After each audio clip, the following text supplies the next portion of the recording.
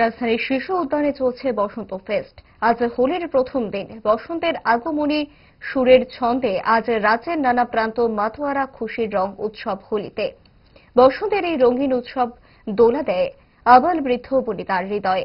শরীরে আবির ছড়িয়ে আনন্দ আর উচ্ছ্বাসের আবহে মনের কোণে রঙিন ঢেউ তুলতে সবাই ব্যস্ত। রঙের এই রঙিন উৎসবের প্রাচীন রীতিতে ছেদ পড়লেও সময়ের হাত ধরে রং খেলার পরশর বা বহর পাল্টেছে। আজ শিশু উদ্যানে ধরা পড়ল সঙ্গীতের মূর্ছনায় রঙের উৎসবে মাতোয়ারা হওয়ার দৃশ্য। পথচারী থেকে উৎসবে অংশ নেওয়া মানুষকে আবিরে রাঙিয়ে তোলা হচ্ছে ভালোবাসা, শ্রদ্ধা আর ঐতিহ্যের টানে। আনন্দ আর উচ্ছ্বাসের বাতাবরণে রং উৎসবে মাতোয়ারা হচ্ছেন উচ্ছ্বাস মুখর সাধারণ মানুষ। এই উচ্ছ্বাস নিয়ে আয়োজকদের তরফে কি জানানো হলো দেখুন।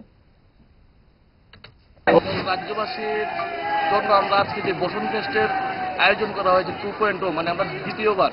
তো আপনারা দেখতে পাচ্ছেন যে আমরা সবখানে হোলি ফেস্টিভ্যাল করি, যেখানে আমরা দেখি হোলি ফেস্টিভ্যালে অনেক রকম দেখি যে আমাদের হিন্দু সংস্কৃতিতে যে হোলি ফেস্টিভ্যাল যেরকমভাবে পালন করা হয়, যে ঠাকুরের কীর্তন দিয়ে যারা বয়স্করা আছে, যেমন যুবকরা হোলি ফেস্টিভ্যালে আসবে, সেরকমভাবে তাদের মা বাবা অভিভাবক যারা আছে তারাও যেন আসতে পারে, সেই রকমভাবে একটা চিন্তাধারা নিয়ে আজ এবার বসন্ত ফেস্ট 2.0-তে আমরা চিন্তাধারা করেছি স্কুল প্রোগ্রাম দিয়ে শুরু করবো।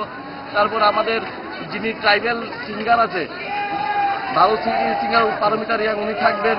এরপরে নেহা চৌধুরী থাকবেন। তার সঙ্গে আমাদের যিনি এসেছেন মিউজিকের, উনিও থাকবেন।